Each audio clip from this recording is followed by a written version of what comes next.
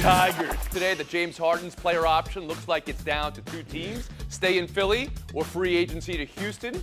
A decision deadline is Thursday. The suspense is terrible here. I hope it lasts. Isola playing for a could-be contender in Philly or return to Houston with a young squad. I need someone to explain to me why the Houston Rockets would want James Harden. It makes no sense. I've heard whoever offers the most money, this isn't about championship or going to a rebuilding team, playing with young guys. It's all about money at this point. The best place for him is Philadelphia, where at least you have a chance to win toward the tail end of your career. David Dennis Jr.? This is all about what James Harden ultimately values. If he wants to win a championship, yeah, he would try to stay with Philly, but I'm not sure how high that is on his list of priorities compared to hanging out with his friends and family in Houston and making as much money as humanly possible. And James Harden has spent the last 10 years with everybody lambasting him for his Game 7 performances and his playoff performances. Maybe he don't want to deal with that anymore. He wants to go hang out and, do the hookah thing and play with all his buddies. And Courtney Cronin. So why would they want him? Exactly. Philly's not ready for a gap year here. They're the only team that can offer him the 4-year, $213 million max contract. I think that money will end up playing a role here. But I'm going to disagree with something Frank said. Why would Houston want James Harden at this point of his career? No, he's not the scorer he used to be, but he did lead the league in assists last season. Second time in his career that he did that. They've got a young core. They have Amen Thompson. They might want someone who could bring that veteran sort of leadership. David just said he wants to hang out. That's why I don't understand why they would want him. He just wants to hang out. I think that from an on-court veteran leadership perspective, James Harden can bring that to help raise the floor for some of the young guys. It's just not going to lead to a championship because their window is, I don't even know if it's open, close, or what it is. It's just a pain right now because they're not contending for a championship soon. Yates. Yeah, it's definitely not a window. And if I'm in a situation where Nick Nurse has to convince James Harden, Nick Nurse who's won something, James Harden who hasn't, that he should stay with that team, I'm not so sure I need him either. That's ridiculous to me. I don't understand why the Sixers would be spending that much money on that guy at this stage of his career. No way, no how. Buy or sell 3 WNBA All-Star starters announced. Asia Wilson, Brianna Stewart are going to be the captains. Aaliyah Boston made starter as a rookie. You don't see that often. 3 aces made starting, and Brittany Griner is a starter. You think someone's snubbed? And Alyssa Thomas has a phenomenal case for that. Please throw that out here. Or Courtney, tell me what you're most impressed by. It's going to seem like the obvious answer, but Brittany Griner being on this All-Star team, leading the WNBA in blocks, despite being on a 2-10 team. Thinking about where she was at this point last year, Tony, it's just incredible that she's back to playing at the level. David Dennis Jr.? Asia Wilson, best player on the best team, 24, 11, and 9, having a dominant season with the team that's most likely going to win the championship. She's having the best season. But I want to say Alyssa Thompson, as you mentioned, just broke the record for most triple-doubles, 15, 10, and 8, having an incredible season. And that's not a starter for you? Who are you going to throw off, though? Who are you throwing off, David Dennis Jr.? I'll let you think about it. Frank Isola, please. Well, Brianna Stewart has done exactly what you would hope that she would do for the Liberty. But how about Aaliyah Boston, the way that she's played? My issue with Brittany Griner is the team is 2-10. They just fired their coach, and she's missed 3 games. It's been a struggle for Phoenix. Clint Yates. Yeah, Aaliyah Boston has the 3rd best player efficiency rating in the league and the best field goal percentage in the league as a rookie. Stop whining to me about how she shouldn't be a starter, and she's doing it for the fever, Tony. I don't think anyone's arguing. Aaliyah Boston's starter. I want to get back to Alyssa Thomas because she's top 3 in rebounds and assists and a triple-double machine. David, are you throwing anybody off?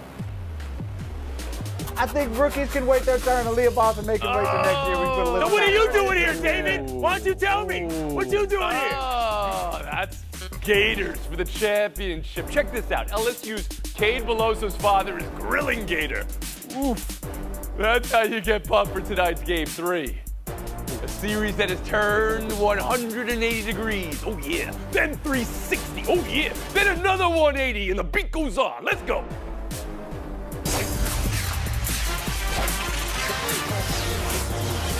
Goes on and the beat goes on. Yeah. David Dennis, you're the only one who got that. Okay. Of course. We'll get to the College World Series in a second. A big weekend in Major League Baseball. 2 hottest teams going at it. Let's talk about Atlanta, Cincinnati. Tell me this didn't feel like October baseball. Great American Ballpark rocking. Friday was lunacy with Big Ellie's cycle. Since he got the win to get to 12 straight, could they carry it through the weekend? No, Atlanta back with the one-run win Saturday, the one-run win Sunday. Some thrilling baseball. Clinton Yates around the horn to you. Was this weekend more about Atlanta or the Reds?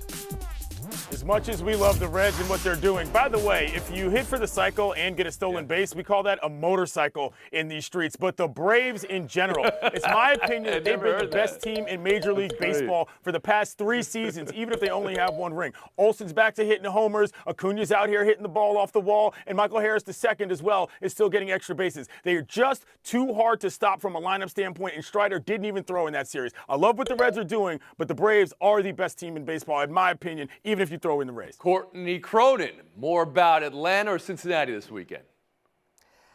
The Reds are a good team. You know what would make them great, Tony? Getting some starting pitching. This rotation is 28th with a 5.91 ERA. They've got injuries that they're going to be dealing with for quite some time for Nick Lodolo, Hunter Green.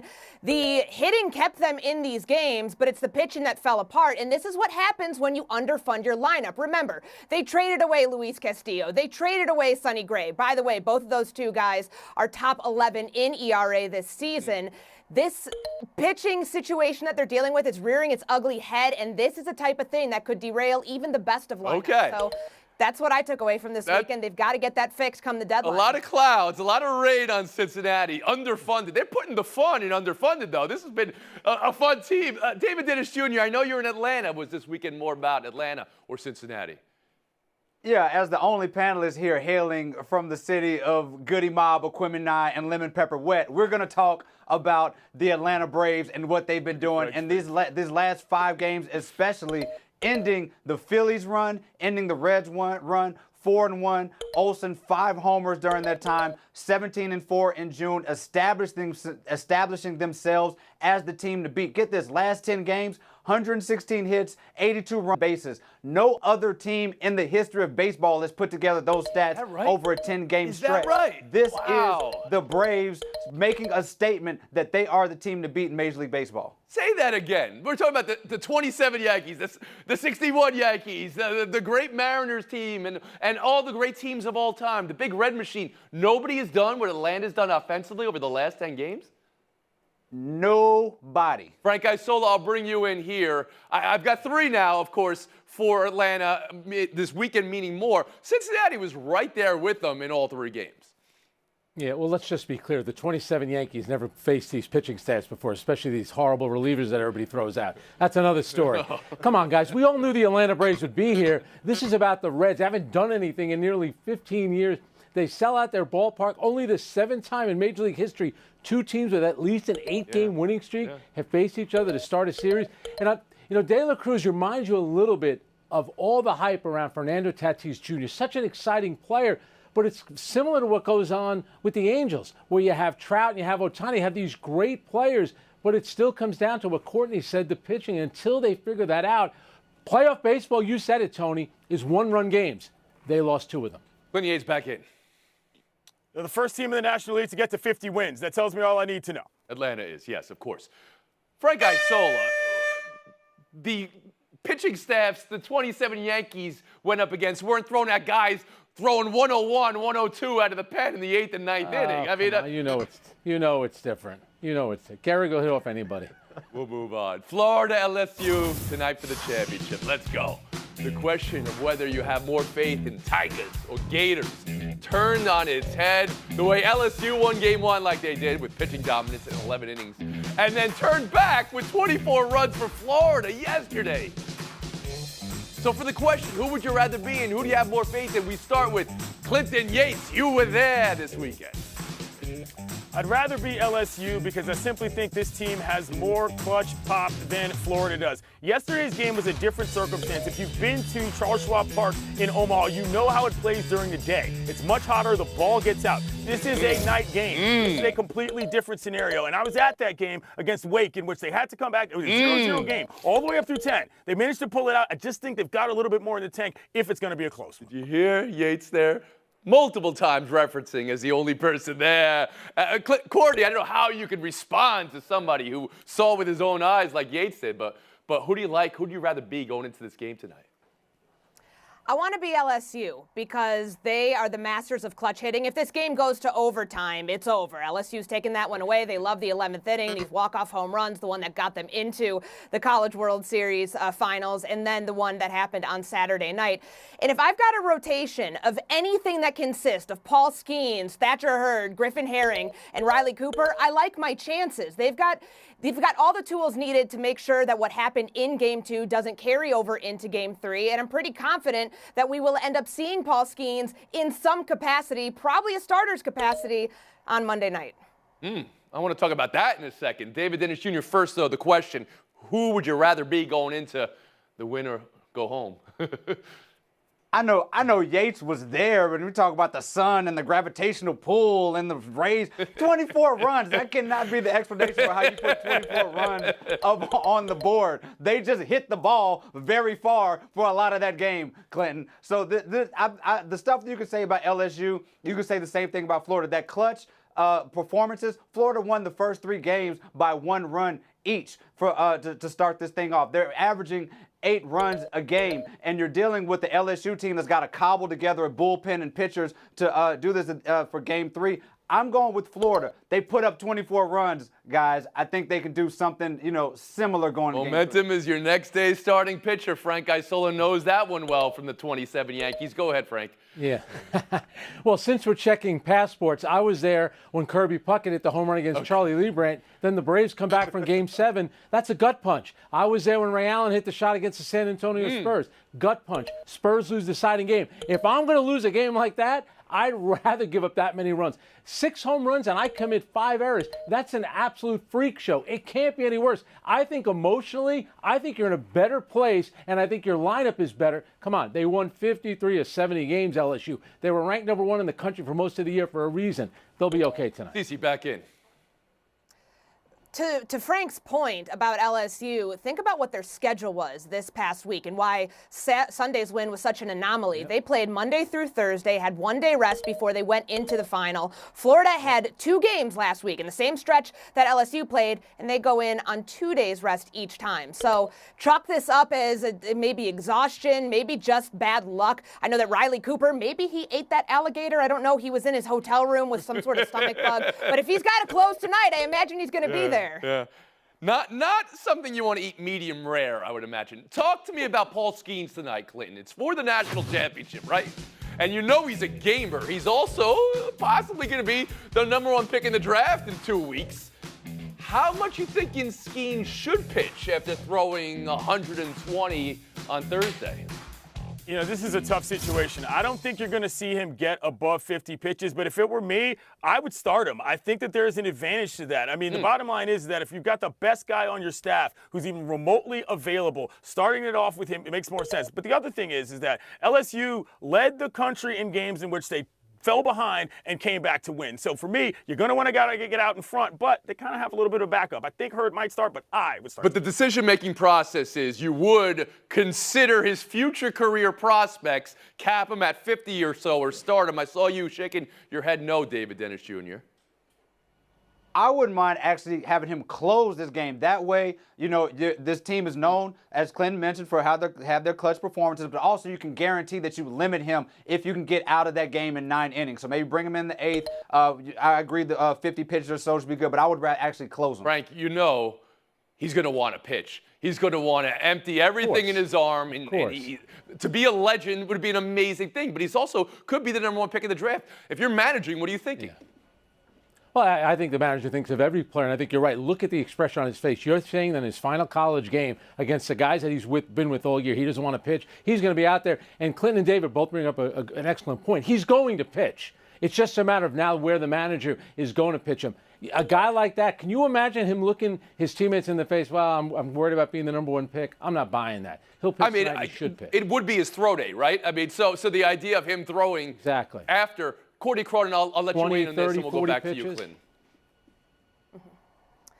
I'm all for protecting players from themselves, and I know he's going to come into this and say, I want to pitch. But when you think about if he's the number 1, number 2 draft pick, whatever it is next week, that team already knows that they're going to be shutting him down for quite some time. So however many pitches he goes tonight, I don't think that's going to affect anything that happens when the draft rolls around.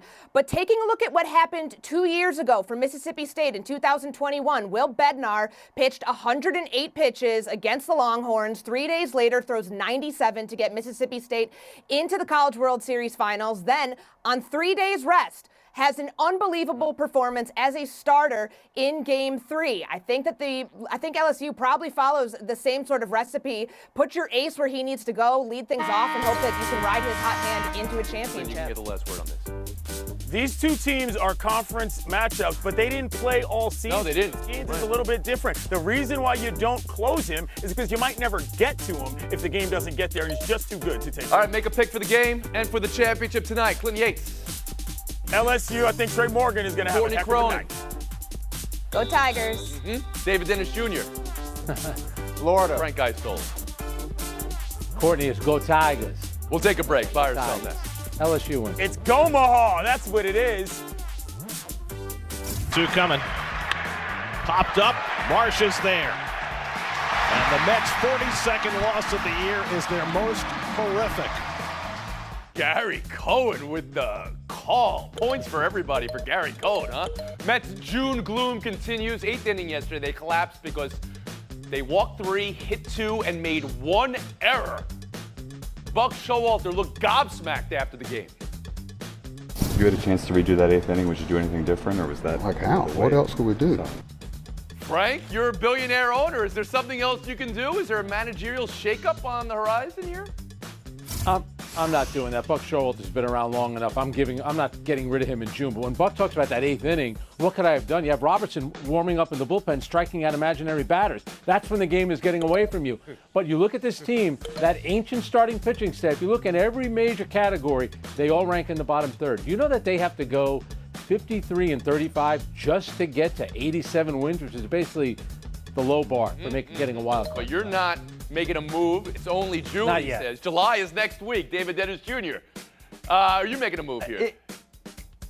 I'm not really making a move with Showalter. I mean, the big issue here is the roster construction, that $340 million roster that's only giving you a team that is 26th in ERA. And the problem with Showalter having to make this decision is he doesn't have enough relievers that he can just rely on. He's trying to figure out how to do all of this. The big move here is understanding that this team is done. That championship window is done. The Scherzer-Verlander combo is done. Blow it up and try to figure out what you can do next. Championship window. Courtney Cronin, I turn to you. Bizarre. Buck Showalter was the National League Manager of the Year a year ago, and now we're talking about whether we'd can him before July. This is a roster construction issue, as David brought up, the $341 million roster that they have, and they have about 3 reliable arms in the bullpen. But on top of that, remember what happened in the 2016 American League wildcard game when Buck Showalter was with the Baltimore Orioles. The exact same reasoning he gave for not using David Robinson yesterday is what happened with Zach Britton right. back in 2016. He was fresh for the offseason, though. Clinton Yates, how about you?